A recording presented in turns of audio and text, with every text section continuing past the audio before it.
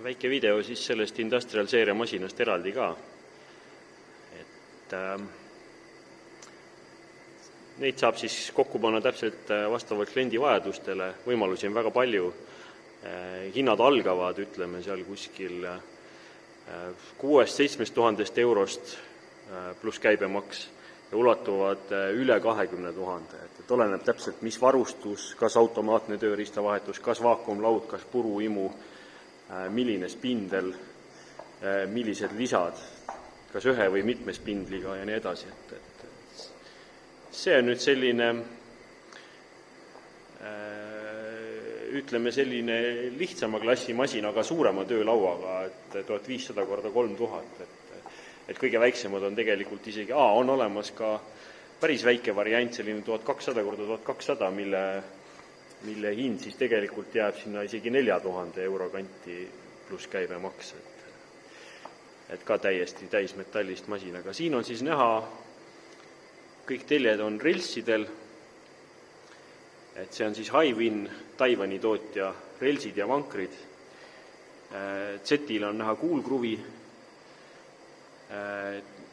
X ja Y vedu toimub hammaslatiga.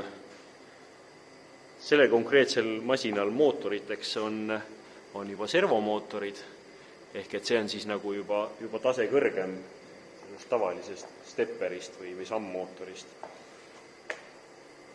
Spindel on siin 5,5 kilovatini, see on selline keskmine klass, et üldiselt see baastase on 3 kilovatti, 5,5, ka 9 on saadaval. Ja mõni klient on küsinud, et kas 2- või 3-faasiline või tähendab kas tööstusvool või tavaline, et üldiselt need masinad käivad siis ikkagi kõik juba tööstusvoolu pealt. Nii, ja siin on siis see nii-öelda elektrielectroonika kapp, et ma teen ta korra lahti ka, näitan, mis karul kõhus on. Et nagu näete, siin see vasakpoolne üleval on suurem plokk, on siis spindli juhtplokk, mis reguleerib pöördeid ja jälgib spindli tööd ja pöördeid.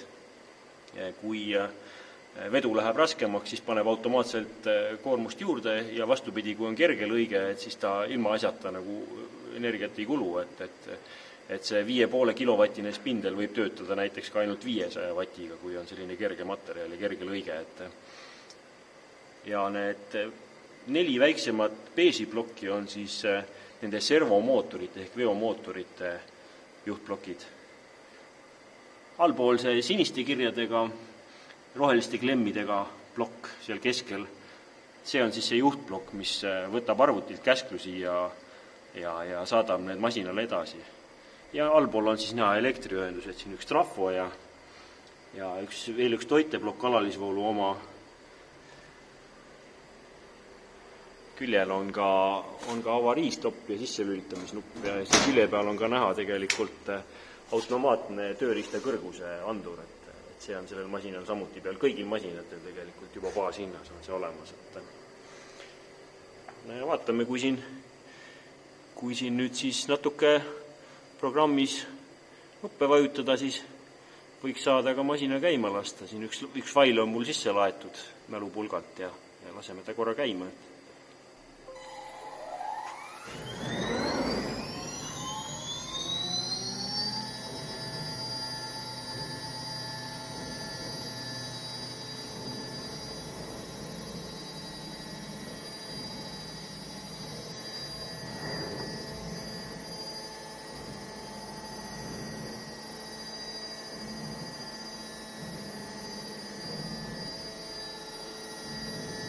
Kui näete, 5,5 kilovatine spindel, aga töötab päris vaikselt, et pöördid on vist praegu kuskil 10 000 juures.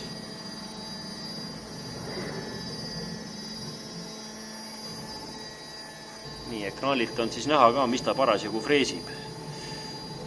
Siin on üks selline logo.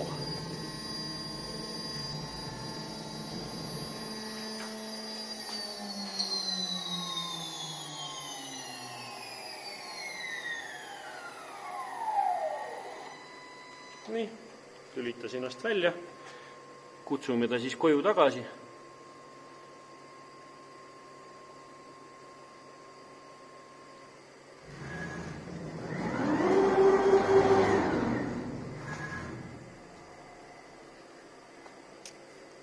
vot selline masin, kellel on küsimusi, andke teada.